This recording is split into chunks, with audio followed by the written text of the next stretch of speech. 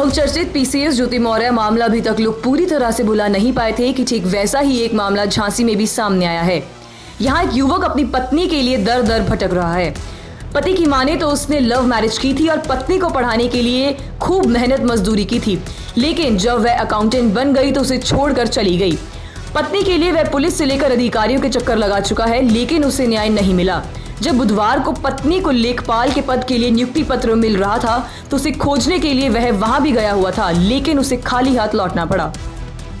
वहीं जब इस बारे में लड़की से फोन पर बात की गई तो उसने कैमरे के सामने आने से इनकार करते हुए कहा कि उसकी कभी शादी हुई ही नहीं थी।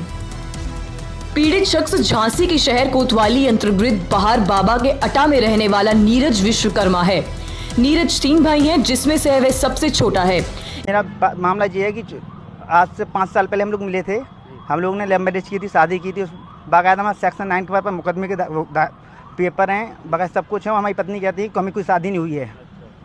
उसके बाद नौकरी लेखपाल का सिलेक्शन होने पे आ गया तो हमसे कह रही कि हमें कोई मतलब नहीं है आपसे। मतलब नौकरी लगने पे आपको छोड़ दिया? हाँ, नौकरी लगने पे हमें छोड़ दिया।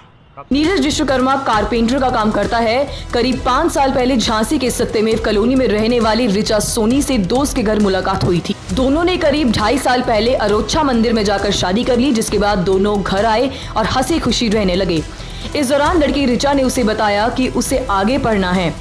रिचा को पढ़ाने के लिए वह मेहनत मजदूरी करता था। जब रिचा की सरकारी नौकरी लेखपाल में चयन हो गया तो फिर उसने रुख बदल लिया। लेखपाल के पद पर चयन होने के बाद उसे छोड़कर चली गई। तब से लेकर अब तक वह लौटकर घर नहीं आई है। अपनी पत्नी को पाने के लिए युवक अधिकारी से लेकर पुलिस तक के चक्कर लगा चुका है, लेकिन उसे अपनी पत्नी नहीं मिली। यहाँ तक कि जब उसे पता चला कि उसकी पत्नी को कलेक्ट्रेट में नियुक्ति पत्र मिल रहा है तो उसकी एक झलक पाने के लिए वह वहां भी पहुंच गया, लेकिन वहां से भी उसे खाली हाथ लौटना पड़ा।